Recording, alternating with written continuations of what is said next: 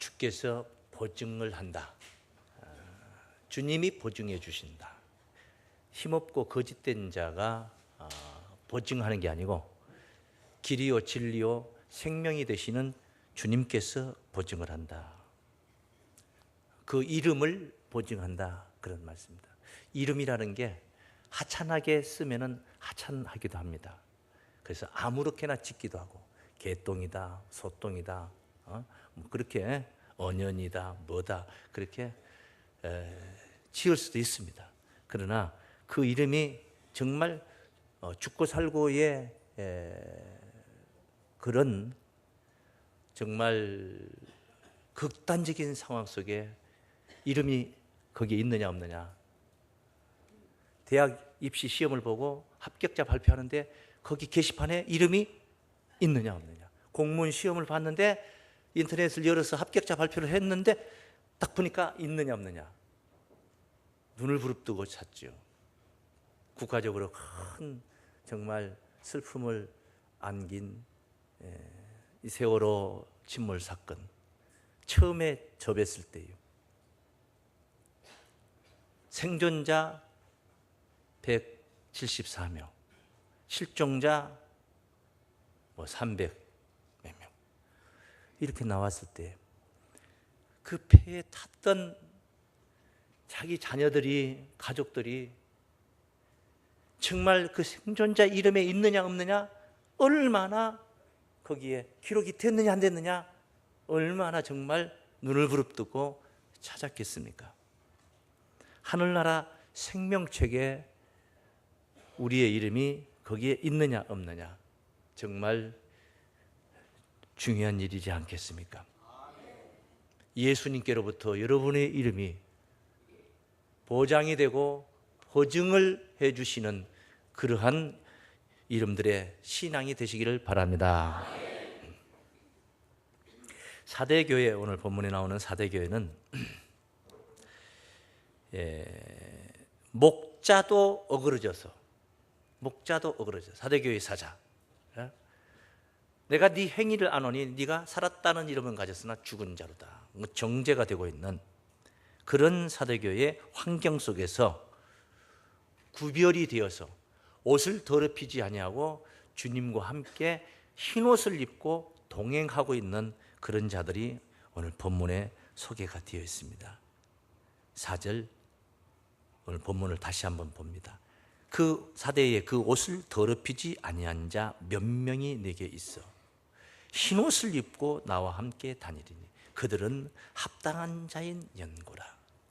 이기는 자는 이와 같이 흰옷을 입을 것이요, 사대교회 사자 주님과 동행하는 흰옷을 입을 것이요, 내가 그 이름을, 이름 이야기가 나온 거예요, 생명책에서 반드시 흐리지 아니하고 또렷하다, 명확하게 확증을 한다는 것입니다.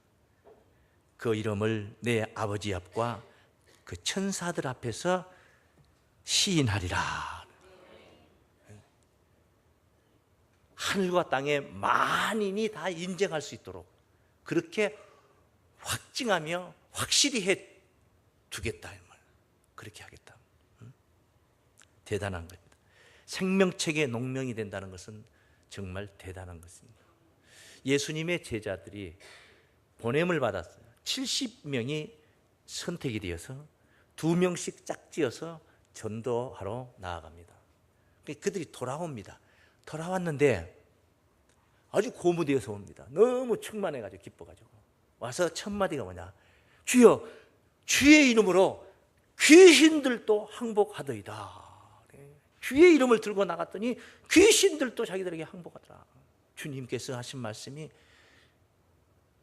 사단이 하늘로부터 번개같이 떨어지는 것을 내가 보았노라. 뭔가 그 순간에 그 제자들이 상당히 바람직하지 못한 부분이 있었던가 봅니다.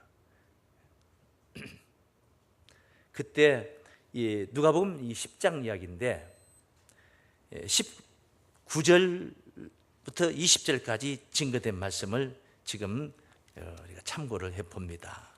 주님이 그런 권세를 주었다는 것을 확인을 시키죠. 내가 너희에게 뱀과 전갈을 밟으며 원수의 모든 능력을 제어할 권세를 주었으니 너희를 해할 자가 결탄코 없으리라. 그게 귀신이 항복한다는 거예요. 그러나 그게 중요한 게 아니라는 거예요. 그런 엄청난 권세를 가진 게 중요한 게 아니고 귀신들이 너희에게 항복하는 것으로 기뻐하지 말고, 그게 진짜 기쁨이 아니다. 그게 최상급 기쁨이 아니다. 너희 이름이 하늘에 기록된 것으로 기뻐하라. 할렐루야. 하늘에 기록된 거야. 생명책에 이름이 농명된다는 것이 얼마나 귀한 일이냐. 정말 생명책에 농명된 자들은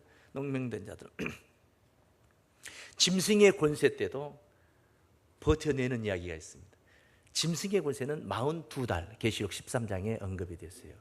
42살 동안 짐승이 세상을 유린하는 겁니다. 백성과 방언과 나라와 족속을 다스리는 그런 권세를 갖는, 계시록 13장 6절 말씀입니다. 짐승이 입을 벌려 하나님을 향하여 회방하되, 5절까지 증거된 말씀은 42달 권세를 받았다는 이야기가 나와요. 그의 이름과 그의 장막 곧 하늘에 거하는 자들을 회방하더라. 또 권세를 받아 성도들과 싸워 이기게 되고 각 족속과 백성과 방언과 나라를 다스리는 권세를 받는, 세상은 짐승에게 넘어간 거란 말이에요. 죽임을 당한 어린 양의 생명책에, 이 생명책 이야기는 창세 이후로 농명되지 못하고 이 땅에 사는 자들은 다 짐승에게 경배하리라. 생명책에 농명되지 못한 자들은 다 경배하더라. 이 말은 생명책에 농명된 자들은 경배 안 한다 이 말이에요. 짐승을 이겨낸다, 그런 말씀이에요. 대단한 것입니다. 굳건하게 그 이름을 지킨다. 우리 주님께서 오늘 본문에 그 이름을, 생명책에 농명된 이름을 보증해 주시겠다는 거예요. 결단코 흐리지 아니하고 또렷하게 볼 수 있도록 흐리지 아니하고 명확하게 한다. 하나님과 천사들 앞에서 우리 주님이 시인을 한다. 시인한다. 옳다고 인정한다는 말이에요. 옳다고 인정한다는 거예요. 부인한다 이 말은 인정하지 않는다 이 말이에요. 옳다고 인정하지 않는다 이거죠. 우리 주님께서 거기에 너의 이름이 거기 있는 게 옳다, 당연하다, 내가 인정한다, 내가 보증한다. 하나님 앞에서, 천사들 앞에서, 만인 앞에서 다 인정을 한다. 우리 주님이 보증을 서주겠다. 주께서 보증한 자들, 예수께로부터 보증받는 자들, 그 이름을, 구원을 보증받는 자들, 어떤 자들이냐? 뭐 여러 가지 설명이 많이 필요한데 제가 세 가지로만 구분을 해보면, 첫째, 사람들 앞에서 주를 시인하는 자. 내가 주를 시인한다. 사람들 앞에서. 다시 말하면 세상 앞에서 나가서 주를 시인한다. 뭐 그게 어렵습니까? 이렇게 쉽게 생각할 수 있습니다. 한번 들어보시죠. 그게 어느 정도 신앙을 가져야 되겠는가? 따라 하시겠습니다. 사람들 앞에서 주를 시인하는 자들이다. 사람들 앞에서 주를 시인한다. 이런 자들을 예수님도 그들이 나를 시인하니까 뭘로? 주로 시인한다 이 말이에요. 주로 시인한다. 뭘로 시인한다? 단순한 게 아니에요. 주로 믿으면서도 주로 믿지 않는 상태의 정신세계를 가지고 생각을 하는 사람들은 별거 아니라고 생각할 수 있습니다. 그러나 진짜 그분이 나의 주다 이렇게 믿는 자는, 그렇게 인정을 하는 자는, 그렇게 신앙하는 자는 내 마음에 나의 주인이 주님이시다 이 말이에요. 나의 주인이 누구라고요? 그런데 보편적으로 보면은 나의 주인은 주님이 아니고 나다. 그래서 내 마음대로, 내 뜻대로 부하가 치밀어 오르면은 성질을 부르륵 내고 튀어나가고, 예배도 내 마음대로 바쁘면은 못 나오는 거고, 그게 주님의 뜻입니까? 그게 주님의 뜻이겠냐고요. 주님의 뜻은 졸지 말고 잘 경청해서 말씀을 정말 생활화시켜라. 뭐 이런 등등의 우리가 설명을 할 수 있는데, 나는 육신이 연약하여 졸려. 그러면 주님의 뜻을 따라야 되는데 주님의 뜻을 따르지는 못해. 이거는 의식이 없어서가 아니라 내 몸의 한계 때문에도 그렇게 되는 거예요. 너무 피곤하면 그럴 수 있는 거 아니에요. 그럴 수 있는 거니까. 마태복음 10장 말씀입니다. 32절입니다. 누구든지 사람 앞에서 나를 시인하면 하늘에 계신 내 아버지 앞에서 저를 시인할 것이요. 사람 앞에서 나를 시인한다는 거예요. 뭘로? 옳은 분으로, 나의 주인으로 시인한다. 그래, 내 속에 세상이 있어서는 안 되는 거죠. 내 속에 누가 계셔야 돼요? 주님이 계셔야 되는 거예요. 그런 자들은 내 아버지 앞에서 저를 시인할 것이요, 누구든지 사람 앞에서 나를 부인하면 나도 하늘에 계신 내 아버지 앞에서 저를 뭐하리라? 부인하리라. 그러니까 뭘 시인하냐? 주를 시인한다 이 말이에요. 주. 내 의식의 주인은 오직 예수님이다. 그렇게, 그게 옳다, 그렇게 인정하는, 그렇게 받아들이는 게, 그것이 바로 어떤 상태예요? 세상에게 마음을 빼앗기지 않은 상태예요. 사람의 마음으로 붙잡혀 있지 않는 자들이란 말이에요. 주의 뜻 안에 붙들려 있는 자들이란 말이에요. 뜻 안에. 그것은 붙들려서 잡혀가지고 있는 게 아니라 내 스스로 거기에 머물러 있는 거예요. 나갈 기회가 얼마든지 있어도 안 나가는 겁니다. 주 안에만 있는 겁니다. 그게 주를 진짜 시인하는 거예요. 그냥 주를 시인합니다. 말 한마디 가지고 되냐고, 그게. 예? 되겠냐고. 세상이 음란하고 죄 많은 세상인데, 이 마가복음 8장 38절 말씀이에요. 누구든지 이 음란하고 죄 많은 세대에서 나와 내 말을 부끄러워하면 인자도 아버지의 영광으로 거룩한 천사들과 함께 올 때에 그 사람을 부끄러워하리라 그래요. 부끄러워하면 나도 부끄러워. 내가 너 같은 제자를 뒀다는 게 내가 정말 수치다, 부끄럽다. 네가 나를 부끄러워하지 않고 내 말을 부끄러워하지 않으면 나도 너를 부끄러워하지 않겠다. 상대성이라는 거죠. 상대성이라는. 그렇게 신앙을 해야 됩니다. 주의 말씀을 부끄러워하지 않고 예수 안에 있어야 될 줄을 믿습니다. 예수 안에 있는 게 있으면은, 난 하나님을 한 번도 만난 적이 없어도 그 자체가 하나님이 나와 같이 계신 거예요. 예수를 통해서 하나님이 내게 오시는 거지, 예수 따돌리고 하나님이 내게 오시는 게 아니에요. 예? 예수를 통해서 하나님이 내 안에 임재하시는 거예요. 요한 1서 2장입니다. 요한 1서 2장 23절입니다. 아들을 부인하는 자에게는 또한 아버지가 없으되. 아들을 부인한다, 시인하지 않고 부인하는 자, 아버지가 없으되. 그러니까 그들이 누구냐? 대표적인 인물은 유대인들. 2000년 전에 유대인들은 예수를 부인했어요. 메시아로 인정하지 않았어요. 주로 인정하지 않았어요. 부인했단 말이에요. 그러니까 하나님도 안 계신 거예요. 그들에게는 하나님도 안 계신 거예요. 왜? 하나님이 예수를 통해서 나타나시고 오셨고 역사하시기 때문에요. 아들을 부인하는 자에게는 또한 아버지가 없으되 아들을 시인하는 자에게는 아버지도 있느니라. 예수를 시인해야 하나님도 계신 거예요. 예수를 주로 맞이하는 자들, 인정하는 자들, 그들에게 하나님 계세요. 자, 그럼 우리는 오늘 현실적으로 예수님을 육신적으로 만나는 게 아니잖아요. 2000년 전에 제자들은 예수님을 갈릴리에서 만났습니다. 그럼 우리는 무슨 어디에서 예수님을 만나는 건 아니잖아요. 거짓된 재림 예수라는 자들은 허다하게 많지만은 진짜 우리 진리 되시고 생명 되시는 우리 주님은 지금 육으로 우리 곁에 계신 게 아니잖아요. 어떻게 해서 예수를 모시고 또 예수를 모심으로 인하여서 하나님을 모시는 놀라운 그 은혜를 우리가 입을 수 있는가? 그 요한 1서 봤는데 요한 2서 1장 9절 말씀을 봅니다. 요한 2서 1장 9절 말씀. 지내쳐 그리스도 교훈 안에 거하지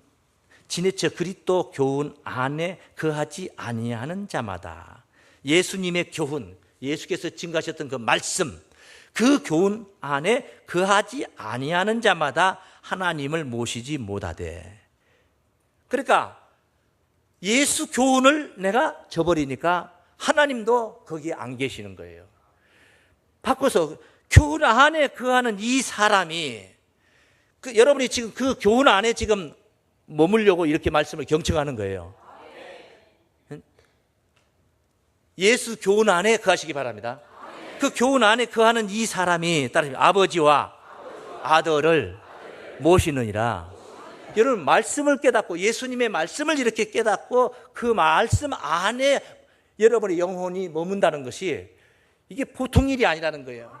그 자체가 예수를 한 번도 만나본 적 없지만 하나님을 여러분이 한 번도 대하여 본 적 없어도 그 상태를 통하여서 우리는 예수를 모시고 하나님을 모시고 예수님이 내 안에 계시고 하나님이 내 안에 임재하시는 거예요. 그런 역사, 그런 은혜를 누릴 수가 있는 겁니다.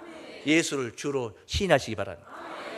시인하니까 모였습니다. 그러나 그것이 형식적이고 말 입술에 붙어있는 시인이 아니고 정말 내가 세상에게 잡히지 않고 내가 마음을 빼앗기지 않고 예수님께 빼앗겼다면 예수님께 마음을 빼앗긴 상태, 그게 진짜 예수를 주로 시인하는 자들이란 말이에요. 그런 자들을 나도 하나님 앞에서와 그 천사들 앞에서 그 이름을 내가 부인하지 않고 시인하겠다, 그런 말이에요. 시인하겠다. 그것이 오늘 본문의 1차적인 교훈이었던 거예요. 두 번째, 답을 먼저 드는 두 번째, 따라하십니다. 기름 준비로 등불을 밝힌 자들이다. 그러니까 등불을 밝힌다는 것은 전제 조건이 있어요. 기름 준비가 돼야 됩니다. 기름 준비 안 하고 호롱불 속에 들어있는 상태를 가지고 등불을 밝힐 수 있으나 장기전으로 들어가면은 기름 준비가 안 된 자는 불이 꺼져가는 거예요. 그래서 열처녀의, 신랑을 맞으러 나간 열처녀의 비유를 보면, 마태복음 25장에 있는 비유를 보면 슬기로운 다섯 처녀와 미련한 다섯 처녀의 차이는 그냥 한마디로 말하면 일깨었다, 이쪽은 깨어있지 못했다, 이렇게 말하지만 구체적으로 말하면 등과 함께 슬기로운 자는 기름을 준비하여 가지고 갔고, 그냥 등만 들고 간 게 아니라 예비 기름통이 있었다 이 말이에요. 등과 함께. 미련한 이 다섯 처녀는 등은 가지되 기름을 준비를 못했어요. 그러면 기름을 준비 못했으니까 등은 가지되 등 불도 켤 수 없는 등이었느냐? 아니에요. 미련한 다섯 처녀도 불은 밝혔어요. 그 밝혔다는 것을 어떻게 알 수 있냐? 신랑이 더디 오므로 졸며 잘새, 다 졸며 잘새, 밤중에 소리가 나되 신랑이 일어나 맞으러 나오라 하니까 이에 그 처녀들이 다 일어났어. 5명만 일어난 게 아니라 슬기로운 자나 미련한 자나 다 일어나 맞으러 가는데, 등을 들고 갔는데 슬기로운 자는 등과 함께 기름을 예비했다고 그랬죠. 그런데 미련한 자는 그냥 등만 들고 갔어요. 그래서 미련한 자 보니까 등불이 꺼져갑니다. 꺼져간다는 것은 불이 켜졌었다 이 말이에요. 불이 꺼져가니 슬기로운 자에게 가서 기름을 좀 빌려달라고 한 거예요. 그래, 꺼져가냐. 슬기로운 자는 믿는 자고 미련한 자는 안 믿는 자, 이렇게 구분되는 게 아니에요. 다 등이 있었다는 거예요. 쉬운 말로 말하면 다 믿는 자예요. 다 믿는 자인데 이쪽은 기름 준비가 된 자고 이쪽은 그게 준비가 안 된 자. 그래서 한마디로 말하면 이쪽은 깨어 있는 자고 이쪽은 깨어 있지 못했던 자라. 잠에서 깬 게 문제가 아니에요. 그것은 다 같이 잤어요. 더디 오면 어쩔 수 없는 거예요. 인간의 몸이 피곤하면 다 좋을 수가 있어요. 여기 전부 다 며칠씩 잠 안 재우고 그렇게 고단한 일만 하면 예배 시간에 다 꼬꾸러져서 살 수 있는 겁니다. 그게 중요한 게 아니에요. 육신은 그렇게 잠을 잘 수 있지만은 의식이, 정신이, 영혼이 깨어 있어야 되는 거예요. 항상 깨어 있어야 되는 거예요. 그래서 여기 말씀을 보시면은 마태복음 25장 말씀 나온 김에 12절 보면은 12절 말씀을 보시면은 대답하여 가로되 진실로 너희에게 이르노니 내가 너희를 이 말, 무슨 말을 대답을 하고 있느냐? 늦부지런 내 가지고 그때서 이제 기름을 사러 간 거예요. 왜? 슬기로운 자가 좀 나눠줘야 되는데 안 준 거예요. 좀 야박한 것 같지만은 슬기로운 자가 왜 슬기로운 자예요? 슬기로우니까 슬기로운 자예요. 기름을 줄 수가 없는 겁니다. 왜? 내가 하나님을 향하여서 하나님의 사랑과 은총을 입은 것을 불로 밝혀서 이것을 우리가 행위로, 빗된 행위로 나타내는 것으로 표현한다면 우리가 평생토록 올바르고 의롭고 선한 일을 행하면서 빗된 그런 우리의 삶을 살아도 하나님이 내게 주신 은혜를 다 갚을 수가 없는 거예요. 어버이 은혜를 우리가 평생토록 효도로 해도 다 못 갚는 것처럼 하나님이 주신 은혜를 다 갚을 수 없는 거예요. 근데 슬기론자가 무엇이 여분이 있어서 줄 수 있습니까? 너와 너의 쓰기에 부족하니, 너와 내가 같이 쓰기에 부족한, 나도 지금 갈랑갈랑한데 부족하니 딴 데가 살아가라. 그렇게 말한 거예요. 다른 데가. 그래서 이제 늦부지런 데서 그때서 아주 기름 준비하고 우리말로 표현하면 어디 가서 말씀 깨달으려고 돌아다니고 이제 그런 게 찾고 그리고 돌아다니고 똑같은 거예요. 늦게 해서 준비가 돼서 오니까 이미 문은 닫힌지라. 주여 열어주소서 열어주소서, 문을 쿵쿵쿵쿵 열어주소서 하니까 하신 말씀이 12절에 지금 그 말씀을 하신 거예요. 알지 못하느라. 진실이다. 내 모른 척 하는 게 아니다. 이거 진실로 너희에게 이르니 내가 너희를 알지 못하느라. 알지 못하느라. 모릅니다. 모르는데 뭘 시인해요? 생판 모르는 사람이 제 이름 알죠? 모른대. 아버지 앞에서, 천사들 앞에서 모르는데 모르는 자들 어떻게 시인을 해? 나 그게 이름이 기록된 것도 이유도 모르겠다. 왜 그게 기록됐는지 이유도 난 모르겠다. 그런데 아는 자들이라 이거예요. 내가 알죠. 아버지, 제가 잘 압니다. 정말 세상에게 마음 빼앗기지 않고 나를 주로 정말 인정하고 시인했던 자입니다. 아는 자란 말이에요. 교제가 있었던 자란 말이에요. 지금 이런 시간이 우리가 이 신앙이라는 게 교제하는 시간이에요. 그래서 등은 가졌는데 모양만 있지 기름이 없는 등이니 기름 준비가 안 된 미련한 자들을 가리키는 이야기네. 귀에는 주어진 자들이야. 이들도 다 귀에는 주어진 자들, 믿는 자들이란 말이에요. 신앙에 경각심을 주는 말씀이에요. 믿습니까? 옷을 더럽히지 않고 오늘 본문에 흰옷을 입고 동행한다. 흰옷을 입고 동행한다. 옷이 더럽히지 않았다는 게 뭐겠습니까? 행함이에요. 행함. 사대교회 사자의 옷이 왜 더럽혀진 거예요? 내가 네 행위를 아노니. 사대교회 사자라는 것은 지도자라는 옷을 입었어요. 사자라는 옷을 입었어요. 그런데 내가 네 행위를 아노니 네가 살았다 하는 이름은 가졌으나 죽은 자들아. 너는 일깨워 그 남은 바 죽게 된 것을 굳게 하라. 만일 일깨지 아니하면 내가 도적같이 말이니 어느 시에 네게 임할는지 네가 알지 못하리라. 그렇게 경고를 했던 말씀이 아니겠습니까? 그런데 이게 계시록 3장 4절에 옷을 더럽히지 아니한 자가 있어서 흰옷을 입고 나와 함께 다닌다. 깨끗한 옷을 입었다. 백색 옷을 입었다는 게 아니에요. 깨끗한, 흐리지 않고 더럽혀지지 않은 옷을 입었다. 그 사명을 잘 감당했다. 무엇이 깨끗한 옷이냐? 무엇이 빛나는 옷이냐? 옷에다가 요즘 큐빅이 뭡니까? 막 박고 막 해서 금박을 박고 은박을 박는다 해서 빛이 납니까? 엘비스 프레슬리가 입고 그냥 다리 흔들면서 그런 옷을 입으면은 빛이 나는 겁니까? 그런 옷을 입고 다리를 백날 흔들어도 노래를 못 부르면은, 노래가 감미로운 맛이 없으면은 옷이 빛나지 않는 거예요. 빛나지 않는 거예요.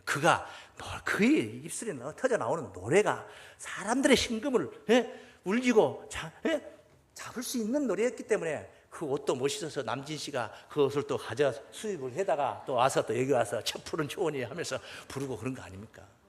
빛난 옷이라는 것은 옳은 행실이에요. 잠바 입고 작업복 바지를 입어서도 구제 사업에 혼신의 힘을 다하고 선한 일에 혼신의 힘을 다하면은 그 사람이 옷이 아직 그런 일을 하느라고 세탁을 못해서 좀 구질구질할지라도 그 옷이 빛이 나는 거예요. 그런데 날마다 사기를 치고 정신 나간 아낙네들이나 콩나물 사러 가가지고 지하실 카라멜인지 카페인지 어디 캬바레인지 어디 들어가가지고 이름도 모르고 성도 모르는 사람하고 띵까띵까 하는, 이러려고 오는 사람들, 그런 사람들만 엮고 있는데 옷을 어떤 옷 입었냐? 그냥 차크한 옷을 입고 넥타이 그냥 피카포츠가 입고 머리 뽀마드 발라가지고 그냥 구두는 낙상하게 반짝반짝, 파리가 낙상하게 해놓고 그 옷이 빛난 게 아니에요. 구린내가 나고 더러운 냄새가 똥내가 나는 겁니다. 빛난 옷은 옳은 행실이 빛난 옷이에요. 그래, 예수님의 신부의 옷은 바로 그런 옷입니다. 신부가 입어야 할, 여러분이 정말 예수의 신부의 일원으로 혼인잔치, 하늘 혼인잔치에, 구원의 혼인잔치에 들어가렵니까? 그러면 그런 옷을 입어야만이 들어갈 수 있어요. 그게 예복이니까. 계시록 19장 말씀, 그 말씀 한번 보겠습니다. 19장 7절입니다. 우리가 즐거워하고 크게 기뻐하여 그에게 영광을 돌리세. 어린 양의 혼인 기약이 이르렀고, 어린 양의 혼인 기약이, 그 아내가 예비하였으니 그에게 허락하사, 그 아내에게 허락하사 빛나고 깨끗한 세마포를 입게 하셨은즉. 무슨 세마포예요? 빛나고 깨끗하다 말이야. 빛나고 깨끗한 세마포를 입게 하셨은즉. 이 세마포는, 따라하시면, 이 세마포는 성도들의 옳은 행실이로다. 할렐루야. 성도들의 옳은 행실을 이렇게 빛나고 깨끗한 세마포 예복으로 표현한 거예요. 하나님께 비유하셨죠. 예수님이 마태복음 22장에 보면은 어떤 임금이 그 아들의 혼인잔치에 사람들을 초대하는데, 뭐 장가 가야 되고 집도 사야 하고 논도 사야 하고 이리저리 채송해요 하고 다 도망을 쳤는데, 사거리 역에서 마구잡이로 불러다가 앉혔는데 임금이 손을 보려고 들어와 봤습니다. 손님을 보려고 들어오니까 거기 예복을 입지 않은 사람이 한 사람이 있어요. 예복을 입지 않은 사람. 마태복음 22장 11절 말씀. 11절. 그 한 사람을 보고, 예복을 입지 않은 한 사람을 보고, 어찌하여, 친구여, 어찌하여 예복을 입지 않고 여기 들어왔느냐? 어찌하여 예복을 입지 않고 여기 들어왔느냐? 아니, 저가 유구무원이야. 유구무원이라는 것은 할 말이 없었다 이 말이요. 이분이 있어도 할 말이 없었다 이 말이에요. 아니, 언제 예복 입고 오라고 하셨습니까? 하고 반문할 수가 없었다는 거예요. 그러니까 이게 뭐예요? 이런 자가 뭐예요? 이미 예복을 입어야 되는 줄을 아는 자인데 입지를 못했다는 거예요. 그래서 이런 자를 어떻게 했어요? 사원들에게 말했습니다. 수족을 결박하여 바깥 어두운 데 던지라. 거기서 슬피 울며 이를 갈미 있으리라. 청함을 받은 자는 많으나 택함을 입은 자는 적으니라. 청함을 받았다 말이에요. 청함을 받았다. 부름에 응하여서 왔어요. 예배도 같이 드렸어요. 신앙했어요. 그런데 택함을 받지 못했다는 거예요. 그게 바로 믿는 자들을 경고하는 말씀입니다. 마지막으로 따라하십니다. 하늘 아버지의 뜻을 행하는 자들이다. 하늘 아버지의 뜻을 행하는 자들. 뜻을 행하지 않는 자. 마태복음 7장 21절에 나더러 주여 주여 하는 자마다 다 천국 가는 것이 아니라고. 다 천국 가는 게 아니라 주여 주여 한다는 것은 믿는단 말이에요. 주님을 주를 시인하라고 그랬잖아요. 근데 그냥 내 주라고 생각하고 주여 주여 한 거예요. 근데 내면에는 그런 게 없다는 거죠. 주여 입술에만 붙어 있는 거죠. 그런 자마다 다 천국 가는 게 아니고 하늘에 계신 내 아버지의 뜻대로 행하는 자라야 들어가리라. 뜻대로 행하는 자야 들어가리라. 그날에 많은 사람이 나더러 이르되 주여 주여 우리가 주의 이름으로 선지자 노릇을 하며 주의 이름으로 귀신을 쫓아내며 주의 이름으로 많은 권능을 행치 아니하나이까 하리니, 그때 내가 저희에게 밝히 말한 내가 너희를 너무 알지 못하니 불법을 행하는 자는 내게서 떠나가라. 내가 너 모른다. 모르는데 무슨 하나님 앞에서 천사들 앞에서 그 이름을 시인합니까? 모른다 이 말이야. 나 모르는 이름이다 말이야. 네? 모른다. 어떤 자들입니까? 뜻을 행하는 자, 진짜 뜻대로 행하는 자들이 주님의 가족이에요. 네? 주님의. 예수님이 복음을 전파할 때 가족들이 진짜 육신의 가족들이 와가지고 예수님이 면회를 하려고 왔을 때 그때 우리 주님이 하셨던 말씀이 있어요. 마태복음 12장 말씀에 48절 말씀 한번 볼까요? 12장 48절 말씀. 말하던 사람에게 가로되 당신의 모친과 형제 자매들이 와서 지금 당신을 만나려고 합니다. 전하니까 말하는 사람에게 가로되, 우리 주님이 가라사대 누가 내 모친이며 내 동생들이냐 하시고 손을 내밀어 제자들을 가리켜 가라사대 나의 모친과 나의 동생들을 보라. 누구든지 하늘에 계신 내 아버지의 뜻대로 하는 자가 내 형제요 자매요 모친이라. 할렐루야. 여러분이 바로 주님의 형제요 자매요 모친의 그런 가족관계가 여러분들이 바로 그러시기를 바랍니다. 이 바로 주님께서 시인하셨습니다. 자기 가족인데 그 이름을 아버지 앞에서 천사들 앞에서 시인하지 않겠습니까? 뜻을 행하는 자들로 주님께 그 이름을 보증받는 자들, 주께로부터 보증받는 구원을 보증받는 신앙으로 여러분의 신앙에 그런 구원을 누리시길 주 이름으로 축원합니다.